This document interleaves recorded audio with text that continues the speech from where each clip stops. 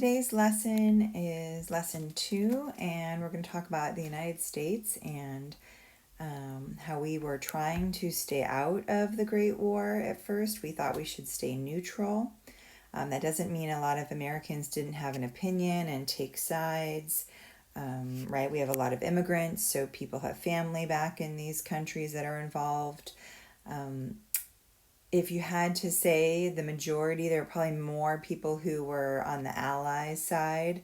But either way, the word from the government is we're going to try to stay out of it, right? The president was Wilson.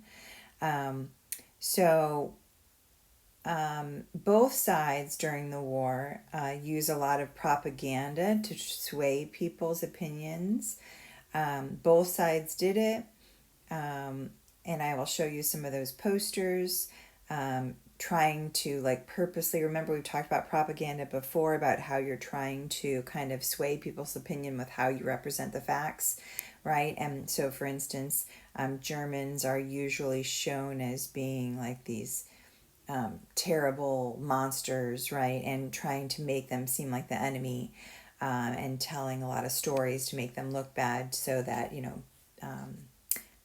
people would be on the Allies side. But both sides did it, to be honest, right? Okay, and also, right, because the Germans invaded Belgium, which was neutral, and so they saw that as a terrible thing, right? So anyway, we were trying to stay out of it. We were actually trying to trade with both sides during the war, which was great for business for us. The British have a really effective blockade, and so the Germans are having a really hard time getting their supplies. And so we would have, and we tried to trade with them, but the British kept stopping our ships and taking the goods. And when we complained, they were kind of like, too bad, we're in a war, that's what happens, right? So we ended up trading more with the Allies because of that blockade, even though we said we were going to, stay neutral. So the Germans, understandably, are pretty upset with the United States because we tend to trade more with the Allies. We also had some banks that were lending money to Great Britain and France for their war effort, and so of course that seems like we're taking the Allies' side. So the Germans are not very happy with us. And the Germans come up with a solution. They don't have the big enough navy to do their own blockade back like the British do. But what they do come up with, remember we talked about the U-boats, right? The Unterseeboot. And so they use these submarines to sink any vessels that are coming in or going out of British ports. Now, of course, it's not just British ships, right? Other people who are trying to trade with the Britain, like we are. And so, Wilson tries to say publicly, like, you better not shoot down Americans, right? We're neutral. But Americans do get caught in the crossfire. So for one perfect example was when the Lusitania, which was a British passenger liner, was coming out. It was near the coast of Ireland. It got torpedoed by a U-boat, and a lot of people died. More than 1,000 people died, and 128 of those people were Americans. And so, of course, the news were going on about how terrible it was that you attacked this passenger liner, and making it seem like they're poor little innocent people, right? Especially Americans in America in the news. It does turn out that maybe there were some war materials on board, so it wasn't just passengers, that there was kind of more of a reason to sink it. But it doesn't really matter. Like, the bad feelings are there, right? And then the Germans, that's not the only one, right? They also did it to other ships. There was another French passenger ship called the Sussex, and there were Americans on that one too, and they got injured. And so the Germans are afraid that they're antagonizing the US and that the Americans might join in. And of course, if they did, they'd be on the Allies' side. So they're not dumb. So the Germans start trying to do things to appease Americans, like giving money to the ones who had been injured on the Sussex. they also made something called the Sussex Pledge, which said, oh, from now on, right, we won't target passenger vessels and we'll warn any ships, before we attack. And so they're trying to say, like, we'll kind of work with the neutral countries a little bit more, but it still, right, they're seen as the bad guy, and we are trying to still stay out of it, but yet we're also not dumb that it looks like we might get drawn in. So we do start doubling up our army and building the new warships and getting ready just in case we do end up getting drawn into the war. It is around that time, 1916, when there's a new presidential election, and the Democrats, Wilson is going to run for re-election, and the campaign slogan was, "He kept us out of war," which, did help him win, although it wasn't a very huge win.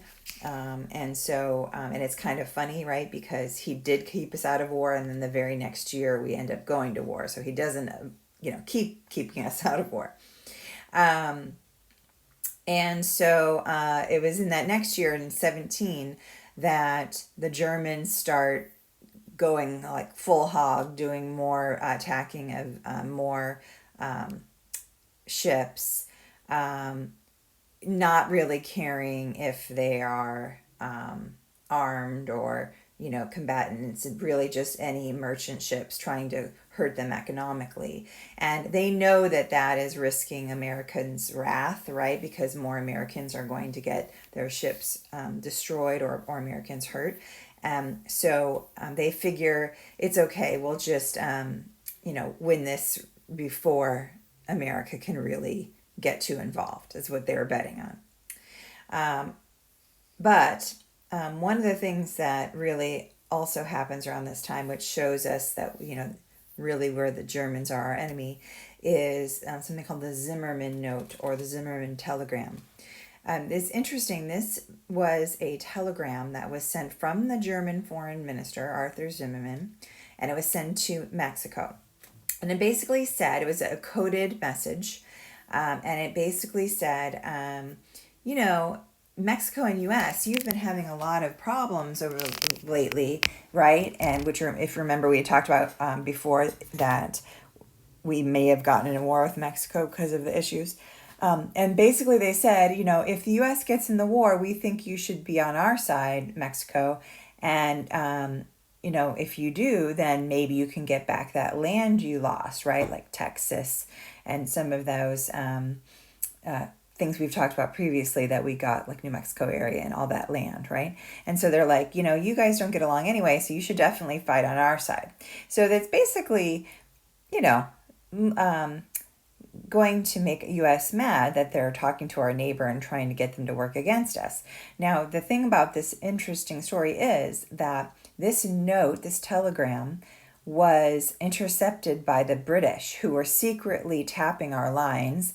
And the British were kind of in an odd situation. Like, they wanted to tell us that they had this information, but of course then it would have also known that they were tapping our telegraph lines. And so they luckily were able to find a copy of this telegram in Mexico and tell us about it.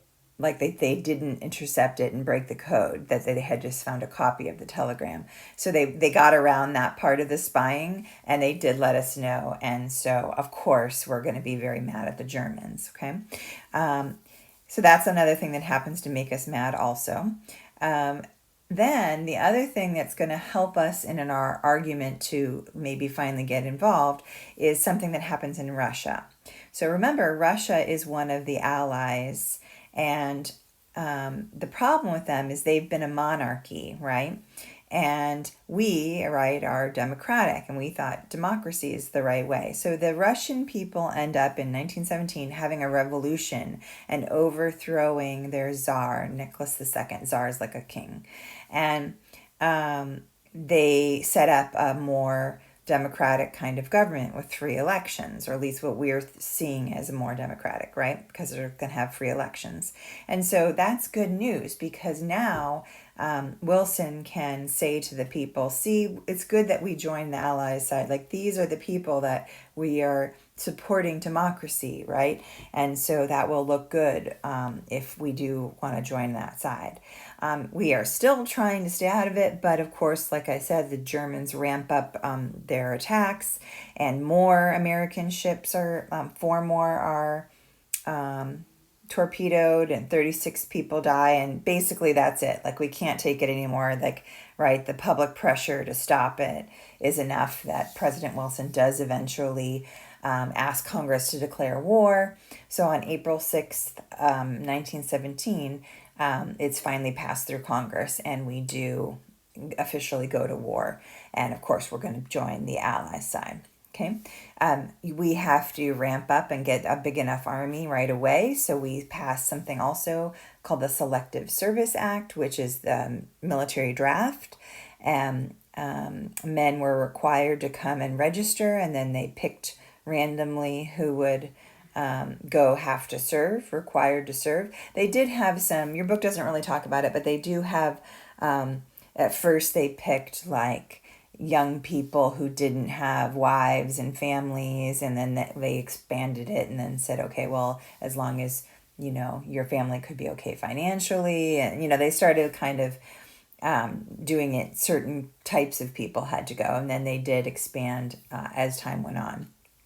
Plus, they're really doing a lot of propaganda trying to get people to join voluntarily, right? And a lot of people do, actually. It was seen as like patriotic, and they think this is going to be right.